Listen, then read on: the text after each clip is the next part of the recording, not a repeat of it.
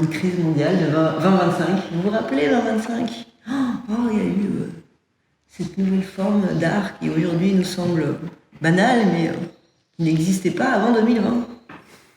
En Angleterre, 2 fois avec Crystal Palace, au Portugal avec Crystal Palace, en Allemagne avec Mob, À Taïwan avec en Norvège avec Maudit. Maudit Solan.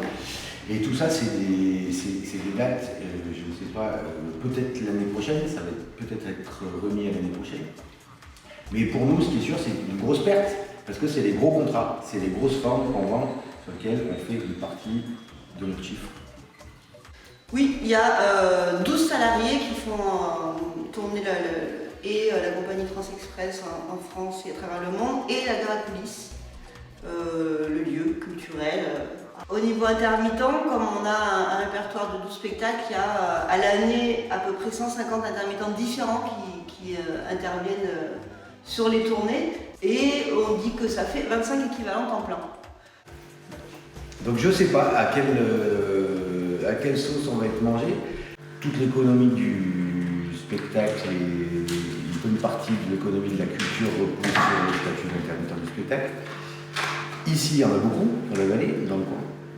Si jamais il n'y a rien qui est fait pour les sauver, ça va être dramatique pour un paquet de monde ici. Et ça va se ressentir dans l'économie locale aussi. Ce qu'on dit, il me semble bien que pendant les crises, les grandes crises économiques et autres, là c'est sanitaire aussi, qu'il y a justement des nouvelles formes d'art qui sortent à ces moments-là. Donc, ça tout, oui, on peut vraiment, on n'est pas assez devin pour prédire ça. Effectivement, tout peut arriver.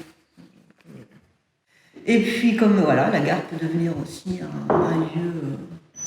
un lieu où il y a des bus entiers de touristes qui se déplacent pour venir voir l'Art Céleste à la gare à coulisses, ou alors un tiers-lieu géré par des habitants. Enfin, tout peut arriver. Hein.